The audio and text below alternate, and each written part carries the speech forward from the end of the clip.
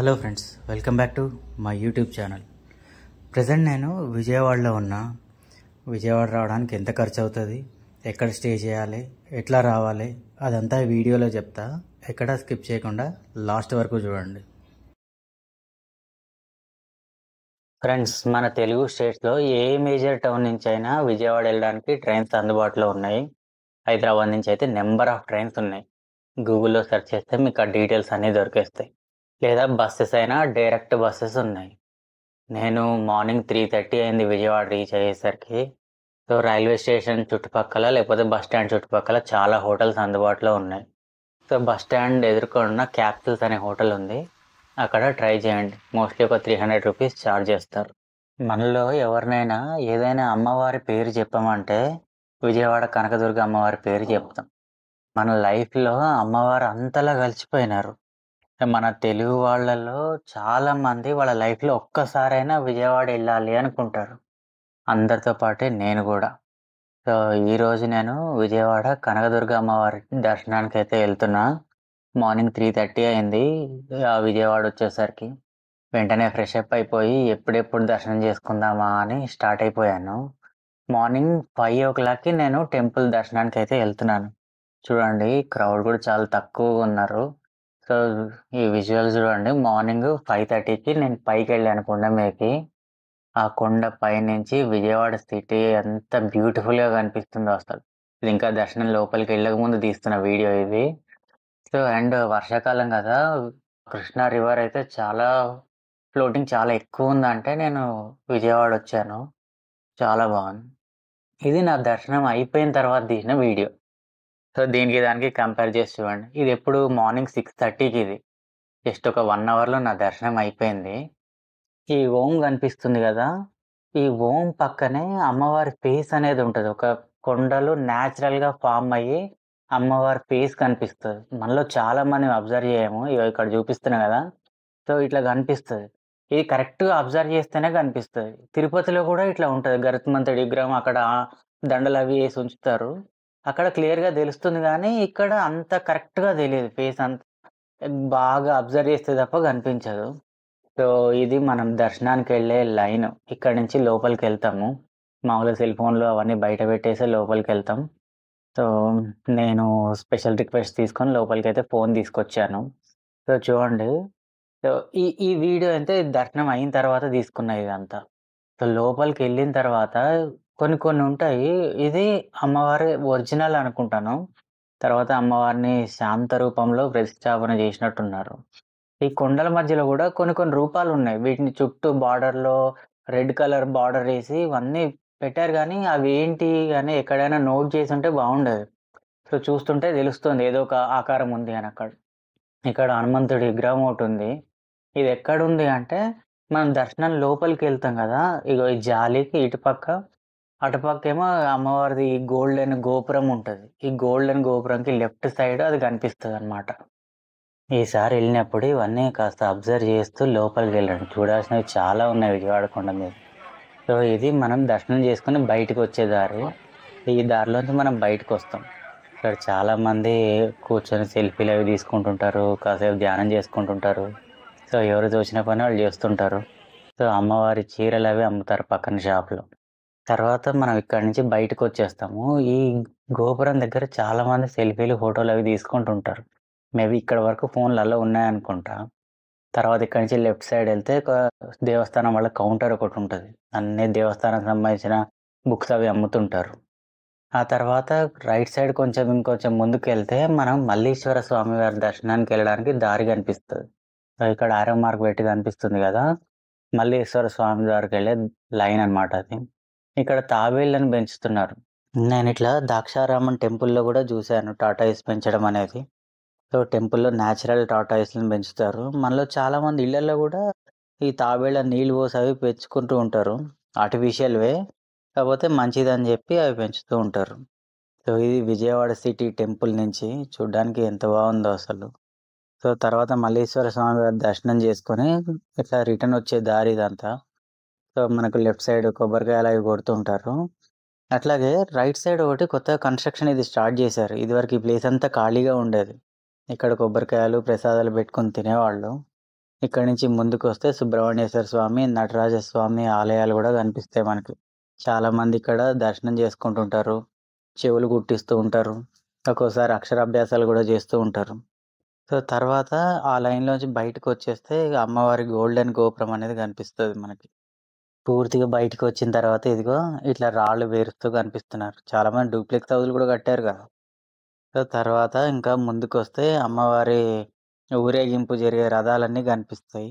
So, వచ్చేది నవరాత్రులు గదా! బాగా డెకరేషన్ చేసి ఆల్రెడీ లాక్ చేసి పెట్టారు లోపల. పూర్తిగా బయటకొచ్చేసాను. మనకు లెఫ్ట్ సైడ్ వినాయకుడి విగ్రహం ఉంటది. ఎందుకో షూట్ చేయాలనిపించలేదు. అక్కడ పూజలవి జరుగుతున్నాయి. సో, ఇది బయటకొచ్చేసిన తర్వాత తీసిన వీడియో ఇదంతా. సో, ఇది మనకి ఎగ్జిట్ వే.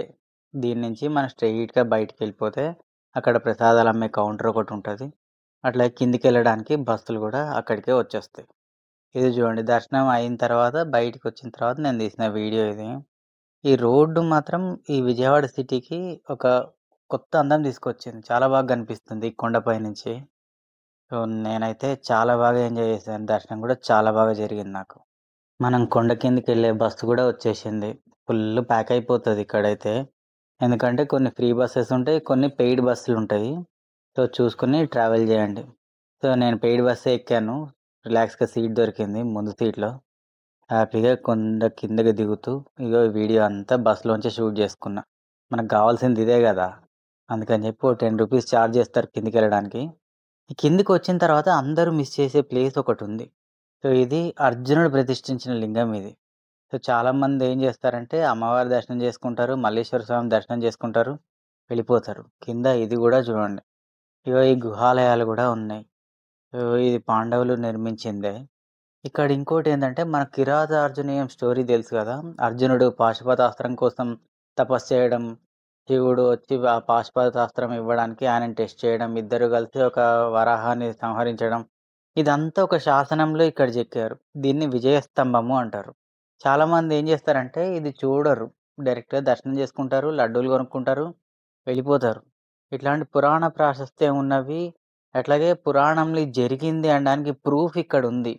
మనం లోపలికైతే ఎళ్ళనియ్యరు. ఈ స్టోరీ అంతా మనం బయట చదివి తెలుసుకోవాల్సిందే. నేను ఇలా చదువుకి తెలుసుకునే ఇక్కడికెళ్ళాను. కాకపోతే ఇది ఇక్కడుంది కాస్త అబ్జర్వ్ చేయండి. ఆ తర్వాత నేను ప్రకాశం బ్యారేజ్ మీదకెళ్ళాను. సో, వాటర్ అయితే చాలా ఫ్లోటింగ్ ఉందసలు. సో, కృష్ణా రివర్ అయితే పొంగి పొర్లుతుంది. నేను ఒక 2 డేస్ బ్యాక్ వెళ్దామని ప్లాన్ చేసుకున్నా. ఇప్పుడు కొంచెం వాటర్ లెవెల్ కొంచెం తగ్గింది. ఓ 2 డేస్ ముందయితే ఇంకా హై లెవెల్‌లో వాటర్ ఫ్లో అయిందంట. ఇక్కడున్న వాళ్ళు చెప్పారు. సో, ఇప్పుడైతే కొంచెం బెటర్ అని చెప్పన్నారు. సో, వీడియో చేస్తున్నప్పుడు చాలామంది మాట్లాడాను. ఇలా ప్రకాశం బ్యారేజ్ మీద ఒక 10-15 నిమిషాలు టైమ్ స్పెండ్ చేసి, కావాల్సిన ఫోటోలు, వీడియోలు తీసేసుకున్నాను. ఇది అయిన తర్వాత నేను ఇక్కడి నుంచి ఉండవల్లి కేవ్స్ ఎళ్ళాను. ఈ ప్రకాశం బ్యారేజ్ మీద ఈ రోడ్ ట్రిప్ అందులోనూ ఈ వాటర్ ఫ్లో అయ్యేటప్పుడు చూడ్డానికి చాలా బావుంటది. ఆ తర్వాత ఉండవల్లి కేవ్స్ రీచ్ అయ్యాను. అక్కడి నుంచి ఒక 10 మినిట్స్ జర్నీలో మనం ఉండవల్లి కేవ్స్ వచ్చేస్తాం. ఈ ఉండవల్లి కేవ్స్ గూడా చాళుక్యుల కాలంలో నిర్మించిన ఉండవల్లి కేవ్స్ ఇవన్నీను. సో, ఇది మొత్తం 4 అంతస్తుల్లో నిర్మించడానికి ప్లాన్ జేశారు. కాపోతే ఫోర్త్ ఫ్లోర్ ఏదైతే ఉందో అది కన్‌స్ట్రక్షన్‌లోనే ఉండగానే చాళుక్యుల రాజ్యం అనేది కూలిపోయి అది ఇన్‌కంప్లీట్‌గానే ఉండిపోయింది. ఈ ఉండవల్లి కేవ్స్ క్రీస్తు శకం 6వ శతాబ్దంలోనే నిర్మాణం అయితే స్టార్ట్ జేశారు. ఇది మొత్తం 4 అంతస్తుల్లో రెండో అంతస్తులో అనంత పద్మనాభ స్వామి విగ్రహం ఉంటది. చాలా పెద్ద విగ్రహం. అట్లాగే మొదటి అంతస్తులో త్రిమూర్తులు కొలువు చేసి ఉన్నారు. అట్లాగే కింద స్తంభాల మండపం ఉంది. అది ఇన్‌కంప్లీట్‌గా ఉంది. అండ్ ఇక్కడ శాసనాలు గూడా ఉన్నాయి. ఇది లాంగ్వేజ్ ఏంటి తెలుగా? లేకపోతే సాంస్క్రిట్ అనేది ఎగ్జాక్ట్‌గా చెప్పలేకపోతున్నాను. కానీ శాసనాలైతే ఇక్కడ డిస్‌ప్లే అయ్యి ఉన్నాయి. ఇదేంటి? ఎవరి శాసనాలు అనేది మనకు ఎగ్జాక్ట్‌గా ఎక్కడ రాయబడైతే ఏం లేదు. ఇగో ఇది అనంత పద్మనాభ స్వామి విగ్రహం ఇది. ఇది నేచురల్‌గా ఆ స్టోన్‌తో క్లే తోటి మిక్స్ అయ్యి ఉంది. రాక్‌లో మిక్స్ అయిపోయింది. అంటే కొండ గుహనే దొలిచి ఈ శిల్పకళ అంతా చేశారనమాట. సో, ఇదంతా ఏదైనా స్టోరీ పెట్టుంటే బావుండేది. ఇక్కడ ఒకతనైతే మొత్తం క్లీన్ చేస్తున్నాడు. సో, ఇతను స్టేట్ గవర్నమెంట్ కాంట్రాక్ట్ ఎంప్లాయ్ అంట. నేను మాట్లాడాను ఇతనితోటి.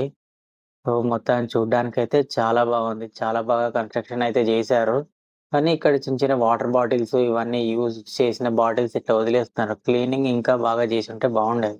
అండ్ ఈ లయన్ చాళుక్యుల ఆంబులెమ్ అది. సో, అట్లా మొత్తం ఈ గుహాలయాలన్నీ తిరగడానికి నాకొక హాఫ్ అన్ అవర్ టైం అయితే సరిపోయింది. అంతకంటే ఎక్కువైతే అవసరం ఉండదనే అనుకుంటున్నాను. ఇంత పీక్ సీజన్‌లో వెళ్ళినా ఇక్కడికొచ్చేవాళ్ళు జనాలు తక్కువనే ఉన్నారు. మీరు గనక విజయవాడ ఎళ్తే ఇది కంపల్సరీ చూడండి. ఉండవల్లి కేవ్స్ చూడడం అయిపోయిన తర్వాత నేను ఇక్కడి నుంచి మొఘల్ రాజపురం కేవ్స్ అయితే ఎళ్ళాను. ఒక 15-20 మినిట్స్ జర్నీ ఉంటది ఉండవల్లి కేవ్స్ నుంచి. సో, ఇదైతే నేను అంత ఇంపార్టెంట్‌గా నేను ప్రిఫర్ చేయను. ఎందుకంటే ఇక్కడ పెద్దగా చూడ్డానికంటూ ఏం లేవు. ఈ స్టెప్స్ కనిపిస్తున్నాయి గదా! ఆ స్టెప్స్ ఎక్కి పైనున్న 2 డోర్స్‌లో చూడ్డానికి ఒక చిన్న చిన్నవి ఉంటాయి. అవి చూసేసి వెనక్కొచ్చేయడమే. సో, నేను అంతగా పెద్ద ప్రిఫర్ చేయట్లేదు చూడమని. అండ్ ఇది అయిపోయిన తర్వాత వన్ మోర్ ఇంపార్టెంట్ ప్లేస్ చూడాల్సింది భవానీ ఐలాండ్. కాపోతే వర్షాకాలం ఇది ఓపెన్ ఉంటదా? లేదా? అనేది కరెక్ట్‌గా చెప్పలేము. మేమైతే లాస్ట్ టైమ్ విజయవాడ ఎళ్ళినప్పుడు తీసుకున్న వీడియో ఇది. నేనప్పటికి ఇంకా ఈ ఛానెల్ స్టార్ట్ జేయలేదు. సో, చూడ్డానికైతే చాలా బాగుంటది. వాటర్ స్పోర్ట్స్ కృష్ణా రివర్‌లో అటు ఇటు ఆ boat, fire boat, speed boat రకరకాల ఆప్షన్స్ ఉంటాయి. చూడ్డానికి మాత్రం చాలా బాగుంటది. బాగా ఎంజాయ్ జేస్తాం. పిల్లలతోటెళ్తే మాత్రం ఇంకా బాగా ఎంజాయ్ జేస్తారు. కాకపోతే కొంచెం కేర్‌ఫుల్‌గా ఉండాల్సుంటది.